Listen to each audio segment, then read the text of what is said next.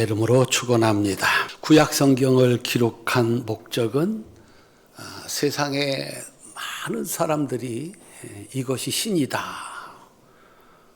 그렇게 자기들이 믿는 신이 있는데 하나님이 진짜 신이다 라고 하는 사실을 증명하기 위해서 썼습니다. 지어낸 이야기, 큰 목소리로 주장하는 것이 아니라 아브라함으로부터 시작하는 이스라엘이라고 하는 한 민족의 역사 4,000년을 통해서 증명을 합니다. 신약 성경을 기록한 목적은 예수님이 바로 그 하나님이 사람의 몸을 입고 오신 분이시다라고 하는 것을 증명하기 위해서 기록했습니다. 예수가 하나님이라는 사실을 증명해라. 어떻게 예수님이 하나님이냐, 무엇이면 믿겠느냐 하는 겁니다. 아주 간단합니다. 하나님이 하신 그 일을 그대로 행한다면 그가 하나님이시다 라고 하는 겁니다. 말로만 내가 하나님의 아들이다, 내가 하나님이다, 그것 가지고 사람을 설득할 수 없습니다. 내가 하는 일을 보아라.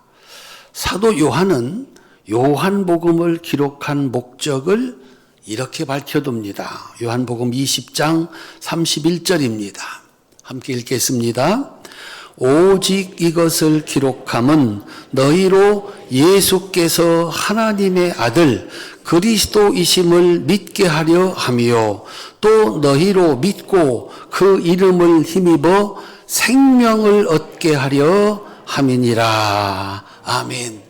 내가 요한복음을 썼는데 이 요한복음을 쓴 이유는 예수님이 하나님의 아들이시다, 이것을 믿게 하고 너희들이 믿어서 생명을 얻게 하려 함이다. 너희도 예수님을 만나, 하나님이신 예수님을 만나 성경 속에 있는 그 위대한 축복을 받기를 바라는 마음으로 내가 요한복음을 썼다라고 밝혀두고 있습니다.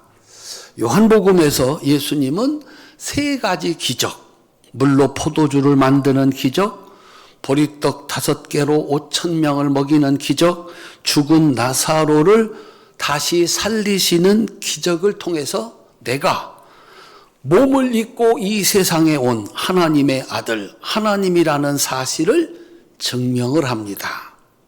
내가 하는 일을 보라는 것입니다. 성경은 예수님이 자신을 증명하는 기적, 이걸 표적이라고 부릅니다. 이걸 봐라. 내가 하는 이 일을 봐라. 내가 하나님이 아니냐라고 하는 것입니다.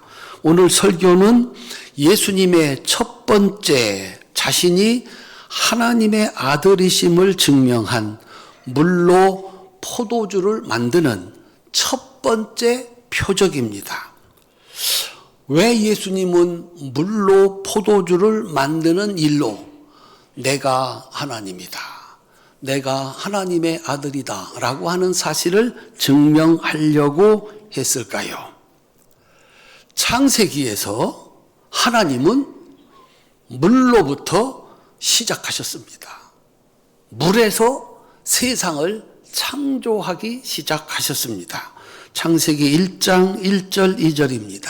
함께 읽겠습니다. 태초에 하나님이 천지를 창조하시니라.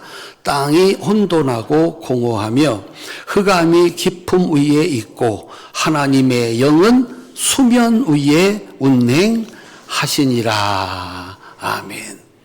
세상의 시작이 물이었다라고 창세기는 기록하고 있습니다. 그리고 그 물은 하나님이 만드신 첫 번째 창조물. 그래서 성경에서 하나님은 물의 주인이십니다. 물 보고 이리 오라 하면 이리 오고 저리 가라 하면 물이 저리로 갑니다. 하늘에서 내려오라 하면은 내려옵니다. 그래서 창세기에서 하나님은 물의 주인이십니다.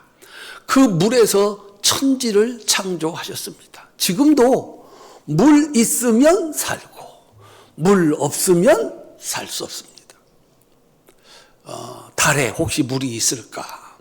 화성에 혹시 물이 있을까? 물만 있으면 산다. 그런데 지금까지 지구 외에 물이 발견된 행성은 없습니다.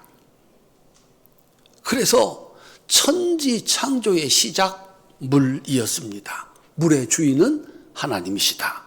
하나님은 노아의 물로 세상을 심판하셨습니다. 홍해의 물로 이스라엘 백성들을 구원하셨습니다. 세례의 물로 하나님의 백성을 만드십니다.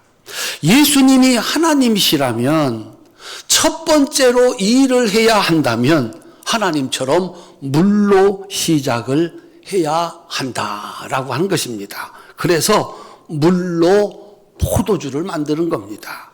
이 첫 번째 표적의 결과는 이렇습니다. 요한복음 2장 11절. 오늘 우리가 읽은 본문입니다. 다시 한번 읽겠습니다.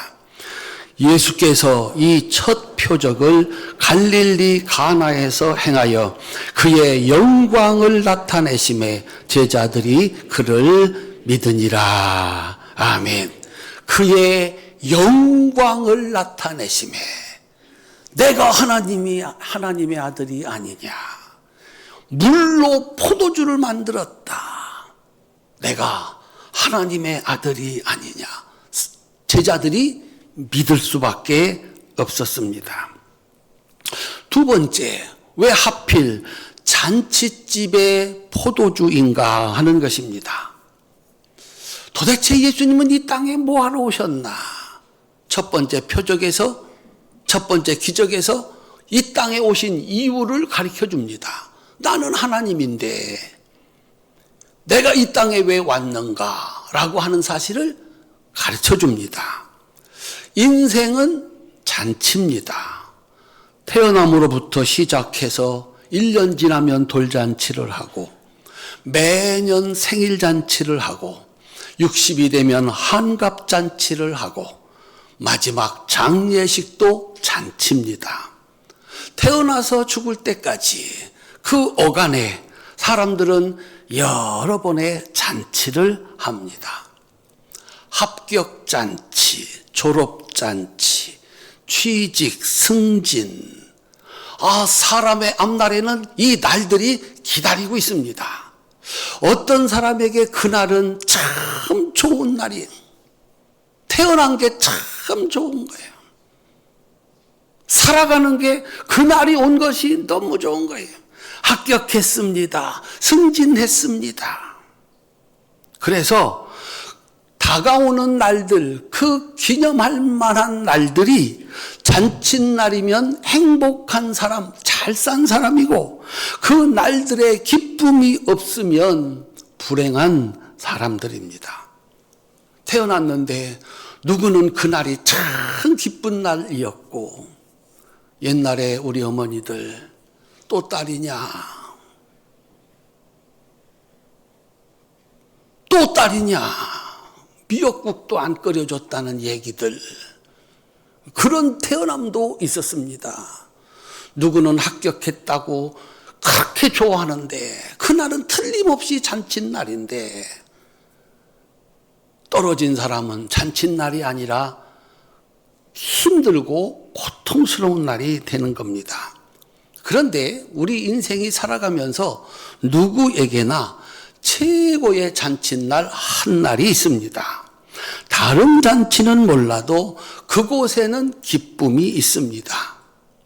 자신의 노력을 자신의 온전한 노력으로 만들어낸 자신의 잔치, 결혼식입니다. 그래서 결혼식은 자기가 살아온 날들을 가지고 만들어 자기가 그 만든 성취를 가지고 짝을 만나 그래서 하는 잔치이기 때문에 결혼잔치는 인생에 있어서 누구에게나 가장 최고의 잔치가 될 수 있습니다. 그래서 다른 잔치에는 몰라도 그곳에는 기쁨이 있습니다. 예수님 당시에 유대인의 결혼식은 7일 동안 계속되는 최고의 잔치였다고 합니다. 포도주는 그 잔치를 흥겹게 하는 중요한 도구였습니다. 그래서 포도주는 잔치에서 기쁨을 의미했습니다. 사사기 9장 13절입니다. 함께 읽겠습니다. 포도나무가 그들에게 이르되 하나님과 사람을 기쁘게 하는 내 포도주를 내가 어찌 버리고 가서 나무들 위에 우쭐대리오 한지라. 아멘. 포도주는 하나님과 사람을 기쁘게 하는 상징입니다. 잔치집에 포도주가 떨어졌다. 잔치집에 기쁨이 없다는 것입니다. 잔치집에 포도주가 떨어졌다. 잔치집에 기쁨이 없다. 그건 더 이상 잔치집이 아니다라고 하는 것입니다. 아무리 초라한 인생이라도 그에게 기쁨이 있으면 그 인생은 행복한 인생입니다.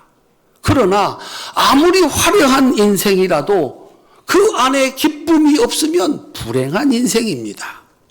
신랑과 신부, 여러 가지 음식, 많은 손님이 있어도 포도주 떨어지면 그 잔치는 실패한 잔치입니다. 마찬가지로 이것저것 다 있어도 그 마음에 기쁨이 없다면 그 인생은 실패한 인생입니다. 문제는 틀림없이 준비했습니다. 넉넉하게 준비했습니다. 그런데 어느 날인가 이 기쁨이 떨어졌다는 것입니다. 내 인생의 포도주, 기쁨이 떨어졌다. 그러면 이제부터 뭘 가지고 살아야 합니까? 포도주 없는 인생, 기쁨 없는 인생으로 살아가야 됩니다. 기쁨 대신 슬픔을 안고 살아가야 합니다. 이것은 하나님이 만든 세상, 하나님이 만든 사람의 모습이 아닙니다. 하나님은 낙원을 만들었고 하나님은 사람들 안에 기쁨이 가득한 존재로 만들었습니다. 그래서 기쁨이 없는 세상, 기쁨이 없는 인생은 하나님이 만든 인생이 아닙니다. 그래서 우리들은 떨어진 포도주, 사라진 기쁨을 반드시 다시 찾아와야 됩니다. 구해와야 합니다. 그래야 하루를 살아도 야 정말 좋다 그렇게 살아갈 수가 있는 겁니다. 어디 가면 포도주를 구할 수 있을까? 어디 가면 기쁨을 구할 수 있을까? 돈을 벌면 기쁨이 돌아올까? 출세를 하면 기쁨이 거기 있을까? 여행을 하면 맛있는 음식을 먹으면 거기 기쁨이 있을까? 이것 있으면 기쁨이 있을까? 저것 있으면 기쁨이 있을까? 나에게 있는 이것이 없어지면 나에게 기쁨이 있을까? 그렇게 거리에는 기쁨을 찾아 헤매는 사람들로 가득합니다. 어디 가면 이 기쁨을 얻을 수가 있을까? 예수님의 어머니 마리아는 잔치집의 기쁨인 포도주를 얻고자 예수님께 왔습니다. 이건 아주 특별한 일입니다. 어떻게 포도주가 떨어졌는데, 기쁨이 떨어졌는데 예수님께 와서 그 기쁨을, 그 포도주를 구하는가 하는 것입니다. 그런데 예수님은 물로 포도주를 만들어 주셨습니다. 기쁨을 얻고자 예수님께 오는 자가 복이 있다는 얘기입니다. 예수님은 기쁨을 만들어 주시는 분이기 때문입니다. 옆에 있는 분하고 한번 인사하십시다. 잘 오셨습니다. 정말 잘 오셨습니다. 한 번 더 인사합니다. 제대로 오셨습니다. 오늘 기쁨을 만들어주시는 예수님 만나 그 기쁨을 가슴에 안고 돌아갈 수 있기를 주님의 이름으로 축원합니다. 예수님은 물로 포도주를 만드십니다. 이 기적, 예수님이 하나님이라는 사실을 증명하는 표적, 이 표적을 위해서 두 가지 조건이 충족이 돼야 됩니다. 우리가 해야 될 것이 두 가지입니다. 첫 번째, 어머니 마리아의 믿음입니다. 3절 4절입니다. 함께 읽겠습니다. 포도주가 떨어진지라 예수의 어머니가 예수에게 이르되 저들에게 포도주가 없다 하니 예수께서 이르시되 여자여 나와 무슨 상관이 있나이까 내 때가 아직 이르지 아니하였나이다. 아멘. 마리아는 어머니로서 예수님께 요청을 했습니다. 그러나 예수님의 대답은 아들의 대답이 아니었습니다. 여자여 나와 무슨 상관이 있나이까 내 때가 아직 이르지 아니하였나이다. 그런데 이 아들 예수의 말을 들은 어머니 마리아의 대답은 예수님의 어머니로서의 말이 아니었습니다. 5절입니다. 함께 읽겠습니다. 그의 어머니가 하인들에게 이르되 너희에게 무슨 말씀을 하시든지 그대로 하라 하니라. 아멘. 그 순간 마리아에게 예수님은 아들이 아니라 그분이 말씀하시면 무슨 말씀이든지 들어야 하는 하나님의 아들이었습니다. 내 아들 아니고 하나님의 아들이다. 이분이 말하면 그대로 해야 된다. 어떻게 마리아는 이런 믿음을 가지게 되었을까? 내 아들 예수는 더 이상 내 아들이 아니라 하나님의 아들이시다. 이 세상에서 예수님에 관한 첫 번째 믿음의 소유자는 어머니 마리아였습니다. 30년 전입니다. 예수님이 잉태할 때 천사가 가르쳐준 말씀입니다. 누가복음 1장 31절 35절입니다. 함께 읽겠습니다. 보라 내가 잉태하여 아들을 낳으리니 그 이름을 예수라 하라. 나실 바 거룩한 이는 하나님의 아들이라 일컬어지리라. 아멘. 30년 전 얘기입니다. 어머니 마리아는 잊지 않았습니다. 이 아들은 내 아들 아니고 하나님의 아들이다. 그리고 30년이 지나 3일 전에 예수님이 세례를 받으시고 드디어 하나님의 아들이 되셨습니다. 마태복음 3장 16절 17절입니다. 함께 읽겠습니다. 예수께서 세례를 받으시고 곧 물에서 올라오실새 하늘이 열리고 하나님의 성령이 비둘기같이 내려 자기 위에 임하심을 보시더니 하늘로부터 소리가 있어 말씀하시되 이는 내 사랑하는 아들이요 내 기뻐하는 자라 하시니라. 아멘. 가나의 혼인잔치는 요한복음 2장 1절에서 예수님이 세례를 받으신 후 사흘째 되던 날이다라고 써놓고 있습니다. 3일 전에 예수님은 드디어 하나님의 아들이 되신 겁니다. 기적의 시작은 내 아들 예수를 하나님의 아들로 믿는 마리아의 믿음에서 시작이 됐습니다. 이것은 참 어려운 믿음입니다. 세상에서 가장 어려운 믿음이 어머니 마리아의 믿음입니다.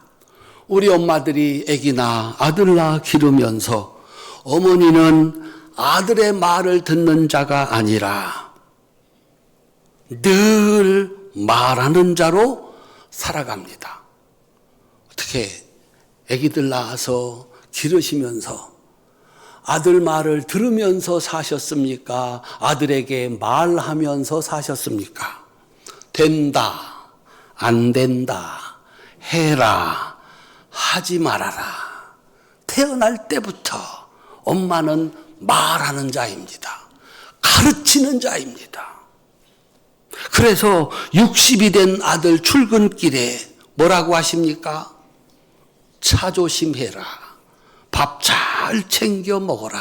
이게 엄마가 하는 말들이고 엄마가 하는 일들입니다. 그런데 어느 날 그 아들의 말이면 무조건 들어야 하는 내 아들을 하나님의 아들로 인정을 해야 됩니다.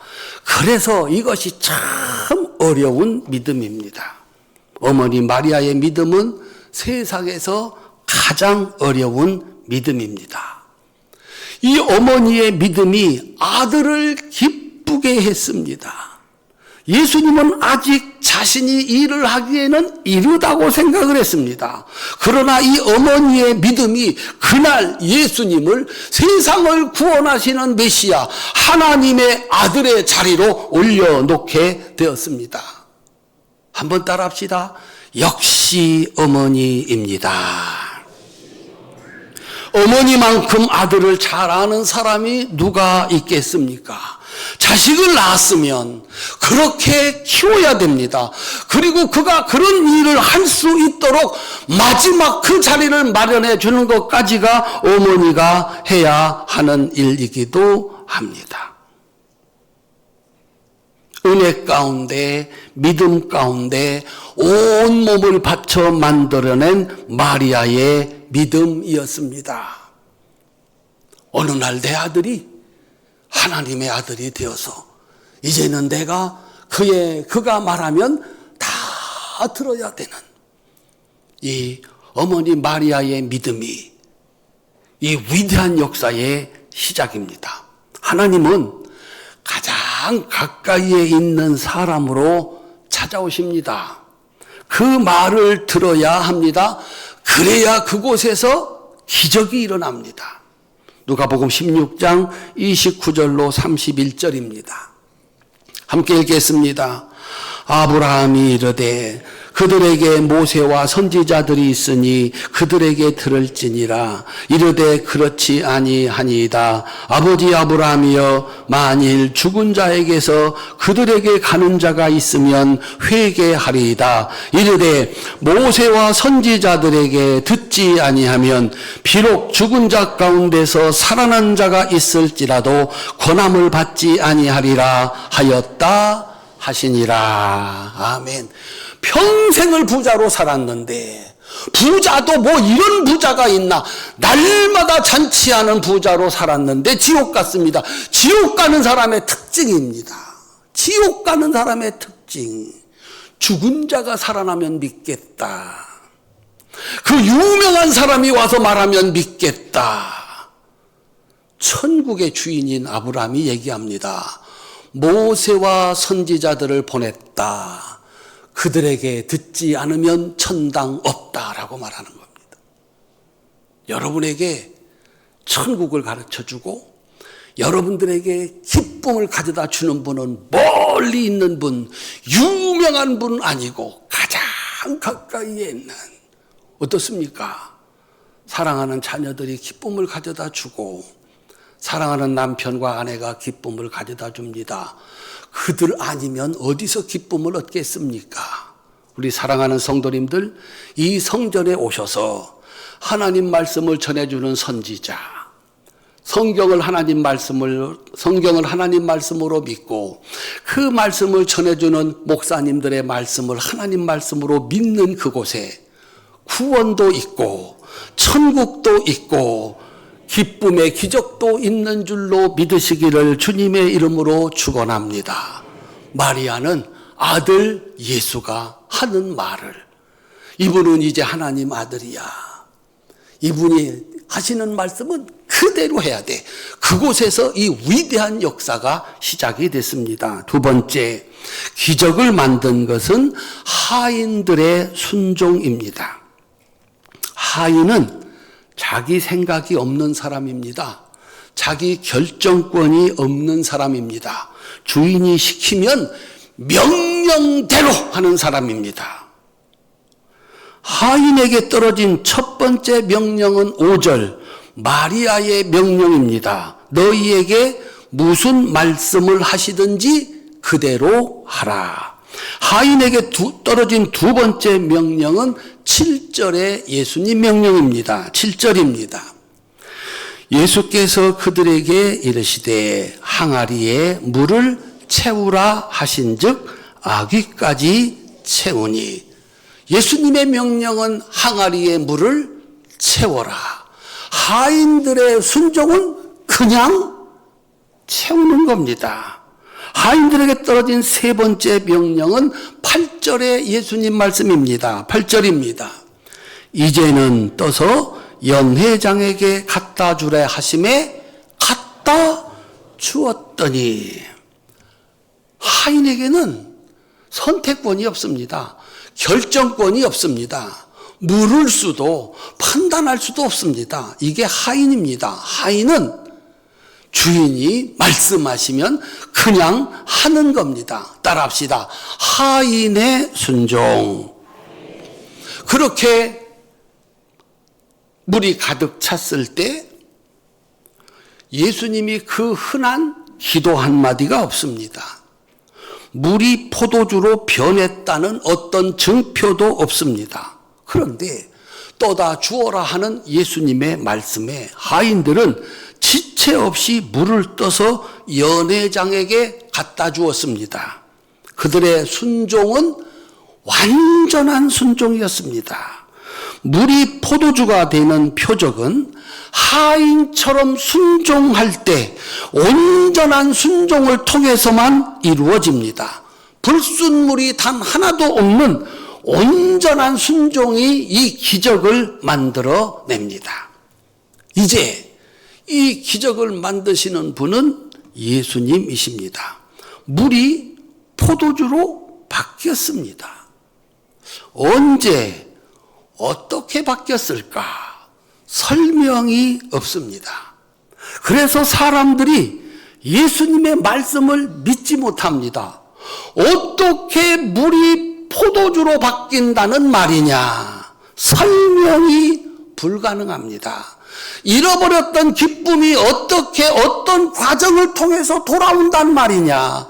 설명이 불가능합니다. 그 사람이 어떻게 변한다는 말이냐? 우리가 어떻게 천당 간다는 말이냐? 설명이 불가능합니다. 하인들은, 물떠온 하인들은 알았다 그랬습니다. 순종하는 자들이 받는 복입니다. 그 포도주는 처음보다 더 좋은 맛의 포도주였다고 썼습니다. 9절 10절입니다. 함께 읽겠습니다. 연회장은 물로 된 포도주를 맛보고도 어디서 났는지 알지 못하되 물떠온 하인들은 알더라. 연회장이 신랑을 불러 말하되 사람마다 먼저 좋은 포도주를 내고 취한 후에 낮은 것을 내거늘 그대는 지금까지 좋은 포도주를 두었도다 하니라. 세상에 이런 법은 없다. 처음에 좋은 포도주를 내서 최고의 잔치다. 사람들을 감동시키고 사람들을 칭찬받게, 사람들로부터 칭찬을 받고 난 다음에 술이 이만큼 취하면 아무 걸 갖다 줘도 좋다고 하는, 이게 세상의 법칙이다. 연회장은 이 포도주가 어디서 났는지 몰랐습니다. 그래서 신랑을 불러서 참 당신 특별한 사람이요, 어떻게 이 좋은 것을 여태까지 두었다가 이제 내놓는단 말이요, 이런 법은 없지 않소. 연회장은 몰랐습니다. 그런데 물떠온 하인들은 알았습니다. 따라합시다. 순종함으로 기적을 일으키는 사람은 압니다. 어떻게 이 기적이 일어났는지. 분명히 물을 뜰 때, 가지고 갈 때, 그에게 줄 때, 어느 때 포도주가 변했나, 물 떠온 하인들은 압니다. 뜰 때 변했나? 가지고 갈 때 변했나? 연회장의 손에 들려졌을 때 변했나? 이때까지 아니었다, 이때까지 아니었다, 이때까지 아니었다, 이때였다. 하인들은 안다. 우리 사랑하는 성도님들 인생을 살다가 기적이 필요할 때가 있습니다. 그때는 하나님 말씀에 순종할 때만 일어납니다. 기적은 어차피 사람이 할 수 있는 일이 아니기 때문에 그렇습니다. 그런데 그 말씀에 하인처럼 순종하면 정말 거기서 놀라운 기적이 일어나는 것을 경험할 수가 있습니다. 처음에는 낮은 것을 내고 나중에 좋은 것을 주는 것은 세상에 없는 것이다. 세상이 주는 기쁨은 처음에는 기가 막히게 좋다가 점점 그 기쁨이 적어지고 그리고 마지막에 떨어지는 것이 그게 세상의 기쁨의 특징입니다. 좋은 집 어떻던가요? 좋은 차 어떻던가요? 좋은 사람 어떻던가요? 지금도 여전히 기쁨과 감사가 있으신가요? 결혼했는데 그때부터 지금까지 점점 좋아지셨나요? 아니면 점점점 그 기쁨이 사라졌나요? 옆에 있는 분들하고 한번 인사하십시다. 제가 대답까지 다 가르쳐 드리겠습니다. 요즘 어떠십니까? 한 번 더. 요즘 어떠십니까? 말도 마십시오. 발천교회 성도님들, 누가 여러분에게 물어보면 요즘 어떠시냐고 물어보면 말도 마시라. 이렇게 좋을 수가 없다. 작년보다 올해가 10년 전보다 지금이 이렇게 좋을 수가 없다. 이 은혜와 축복이 여러분들에게 있으시기를 주님의 이름으로 축원합니다. 이것이 예수를 믿는 사람들에게 주시는 은혜와 축복입니다. 예수 없는 곳에는 처음에는 좋았다가 점점 나빠져 나중에는 아무것도 남지 않고 기쁨은 고사하고 슬픔과 절망만 남는 것이 인생입니다. 사람의 인생이 그렇습니다.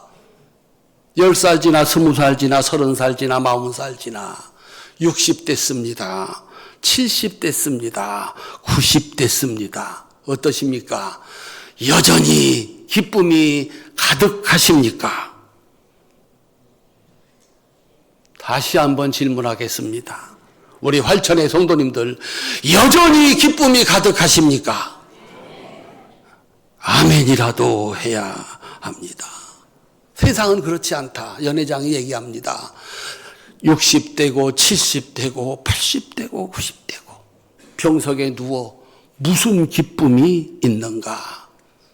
기쁨은 다 사라지고 고통과 절망 속에 있다가 죽음에 이르는 것이 인생입니다. 그런데 예수님은 이전보다 더 좋게 하시는, 이전과 비교할 수 없게 하시는 더 큰 기쁨을 만들어 주시는 분이십니다. 돌에 맞아 죽어가는 스데반에게 무슨 기쁨이 있었겠습니까? 그러나 그 고통의 날, 절망의 날에 예수님은 그 얼굴을 천사의 얼굴로 만들어 주셨습니다. 없습니다. 거기는 맞아, 돌에 맞아 이제 숨이 넘어가는 겁니다. 거기 무슨 기쁨이 있습니까? 따라합시다. 예수님은 기쁨을 만들어 주시는 분이십니다. 그 마지막 순간에 스데반의 얼굴을 천사의 얼굴로 만들어 주셨습니다. 사도행전 7장 55절 56절입니다. 스데반이 성령 충만하여 하늘을 우러러 주목하여 하나님의 영광과 및 예수께서 하나님 우편에 서신 것을 보고 말하되 보라 하늘이 열리고 인자가 하나님 우편에 서신 것을 보노라. 따라합시다. 보라 하늘이 열리고. 세상에 여기가 끝이 아니야. 여기가 끝이 아니야. 예수님이 나를 맞으시려고 벌떡 일어선 천국을 보여주셨습니다.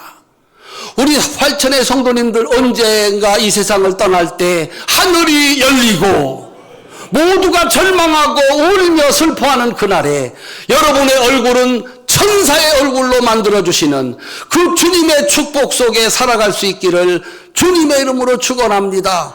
이것은 예수님만이 하실 수 있는 일입니다. 예수님은 이 기쁨을 만들어주시는 분입니다. 기쁨은 거기 없습니다. 만들어주시는 분입니다. 천당 가보셨나요? 여행 끝에 돌아와 이야 내 집이 최고다 그러시지요? 그 좋은 음식 그 좋은 거 다 보고 와서 거기에 비하면 오막살이 같은 내 집에 들어오면서 옆에 분은 인사하세요. 집 떠나면 고생입니다. 한 번 더 내 집이 최고입니다. 왜요? 여기가 편안하고 내 수준에 딱 맞고 내가 만든 세상이기 때문에 그래요. 우리가 왜 늙음과 죽음을 두려워하고 기쁨을 다 잊어버리나? 오래전에 떠나온 고향, 내가 돌아갈 본향, 내 집을 잃어버렸기 때문에 그래요. 교회 오셔서 천국을 소망하셔야 돼요. 천국을 배워야 돼요. 세상에 내가 돌아갈 내 집이 저기 있는 거예요. 여기는 나그네 길이었어요. 고단한 여행길이었어요. 여기서 우리 영원히 살지 않아요. 다 그리로 가야, 내 고향, 내 아버지 집으로 돌아가야 돼요. 거기가 얼마나 좋은가. 그걸 잃어버렸기 때문에 가면 갈수록 기쁨은 사라지고. 따라합시다. 손꼽아 기다립니다. 어디 갈 날? 내 아버지 집에 돌아갈 날. 내 아버지 집에 돌아갈 날. 예수님 만난 시므온은 말했습니다. 하나님 이제 나를 도와주시는군요. 내가 이 하나님의 아들을 위해서 축복을 빌어주고 떠나라고 날 보고 조금 있다 오라고 하셨는데 이제 드디어 오라 하시는군요. 이게 믿음으로 살아 아기 예수 품에 앉은 시므온의 고백이에요. 옛날에 그런 영화 있었어요. 영화 이름은 다 잊어버렸지만 한 장면이 그 참 기가 막힌 장면이었어요. 두 손 다 들으세요. 나 돌아갈래. 실감들이 안 나. 아직 살만한가 봐요. 아직 살만한가 봐요. 거기서 주인공이 나 돌아갈래. 그때 그 시절로 돌아갈래. 그날에 하늘문이 열리고 우리 성도들 얼굴이 천사처럼 빛나는 축복이 있으시기를 바랍니다. 예수님은 하나님의 아들이십니다. 예수님이 주시는 축복은 변화입니다. 악이 선으로 바뀌는 것, 죄인이 의인으로 바뀌는 것, 이전보다 더 좋은 인생, 기쁨이 가득한 인생으로 만들어주시는 능력이 하나님의 아들 예수님이 우리에게 주시는 은혜이고 축복입니다. 내 노력 아닙니다. 내가 노력으로 바꿀 수 없고 그도 바꿀 수 없고 나도 바꿀 수 없습니다. 나의 노력 아닙니다. 마리아의 믿음과 하인들의 순종을 받으시고 창조주 하나님이신 예수님께서 만들어주시는 축복입니다. 우리 성도님들 기대하시기를 바랍니다. 말씀 듣고 순종해 놓고 기대하시기를 바랍니다. 어디서 어떻게 잃어버린 기쁨, 없는 기쁨을 만들어 주실까? 저 사람은 어떻게 저 기쁨 가운데 살까? 나에게는 어떻게 이 기쁜 일이 주어졌던가 말할 수 있는 날이 오게 될 겁니다. 사랑하는 성도 여러분, 올해 성탄절에 기쁨을 만들어 주시고 이전보다 더 좋은 것으로 만들어 주시는 우리를 찾아오신 예수님 만나서 예수님 말씀 꼭 믿고 순종함으로 변화의 축복, 여러분 인생에는 지금부터 인생 끝날 때까지 또 만들어주시고 또 만들어주시고 또 만들어주시는 기쁨을 만들어주시는 주님의 은혜 속에 살아갈 수 있기를 주님의 이름으로 축원합니다. 거리 헤매지 마세요. 예수께 오세요. 오셔서 말씀 듣고 순종하세요. 하나님은 여러분들에게 잃어버린 기쁨 만들어주시는 좋으신 아버지이심을 믿으시기를 바랍니다. 슬픔 가운데 사는 것은 하나님 만든 인생이 아니에요. 하나님은 기뻐하며 감사하며 살도록 인생을 만들었어요.